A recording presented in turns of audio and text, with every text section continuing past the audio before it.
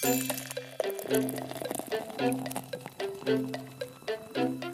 this is Walt Smith on BlueMoonRisingTV, back for another week of Walter's Glass Half Full. Yes, that's right folks, City fans don't go hiding after being beaten in a derby. Alex Jones, a rare one this, a pleasant Man United fan on YouTube. City were probably the better team, but Aguero wasn't destroying Smalling like Rashford was doing to Di Michaelis.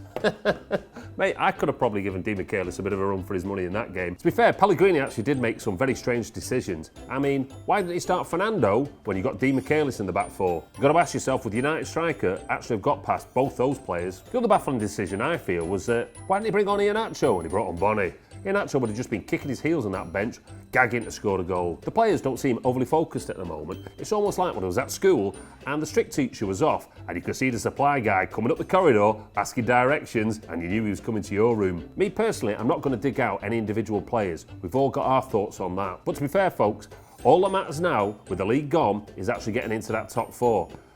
Our manager looks like a dead man you are walking. As I was walking up to the ground on Sunday, I thought to myself, I wonder what Manchester United fans will be thinking about all the changes since their last visit. They may have strolled past the academy setup, had a little peek at the mini-had, seen the six-on college, or even peeked over at the new extension at our ground and wondered to themselves when are they going to do the other end. They may have also caught the new tram from the stop right outside the ground back into Manchester. Yes, Sunday's result was absolutely rubbish, but they would have seen a club in absolute massive progression. I don't believe for 1 minute that we're going to play Manchester United over the next few years and be that disorganised as a team again. To be fair, they can actually celebrate the odd derby win and we'll carry on picking up silverware. How the tides have turned. I'm also hoping, with Pep actually receiving the DVDs of the games, mind you they should come with a health warning, probably an 18 certificate at the moment, that he's going to actually weed out all those players that aren't prepared to bleed blood for Manchester City. Imani Nwombi, he's all kind of special, this lad.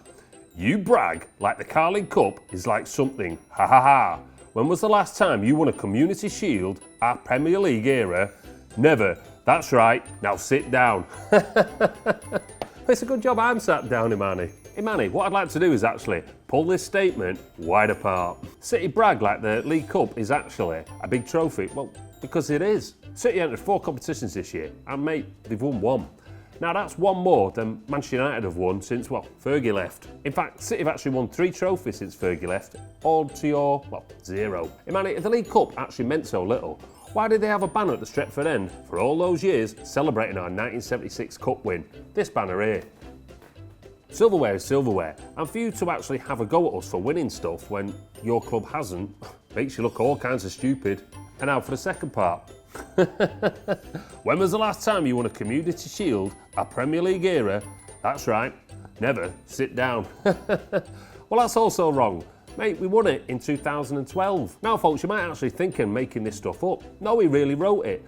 Obviously, City's outreach programme doesn't actually extend to Imani's postcode. As I said, City won it in 2012 when they triumphed at Villa Park of all places over Chelsea. Remember, Imani, our Manchester United supporting troll, that your team actually got embarrassed twice in Europe in 2 different competitions. So cheers, Imani, for all your posts. You keep posting. You make me laugh. Sorry, Dobson. City won't get through to the quarter-finals.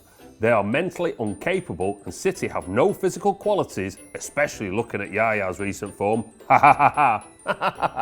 How did that work out for you, pal? Well, I'm hoping you didn't put a pile of cash on that donkey of an idea. City topped a tough group this year in the group stages and thus didn't have to play Barcelona like they normally have to do. City arguably reserved their best performance all year for the first game of the knockout stages away in the Ukraine. Yaya, the man you're so quick to dismiss, actually scoring a goal, a worldie may I add, to actually make the second leg a formality. As bad as our form has been in the league this year, and at times it has been a little bit bad, us playing in Europe's elite competition, well, we've been superb.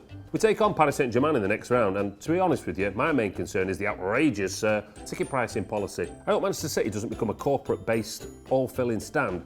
Why? Well, there's fans that's actually stood through them, through thin and, well, thinner. If Manchester City do get knocked out by Paris Saint-Germain, well, that's football. And I'm just happy that Manchester City have actually progressed in the world's footballing elite competition. The only way I'll be upset is if Manchester City actually go out without their players putting up a fight and go down, well, with a whimper. I feel we've got the best individual players in the country, and it's up to Pep now to forge them into an unstoppable team. Out with the temp at the office and in with the boss who, well, he won't settle for second best off any player. Well, that about sums up another week of Walter's Glass Half Full. So if you need a bit of positivity injected into your blue world, what are you waiting for?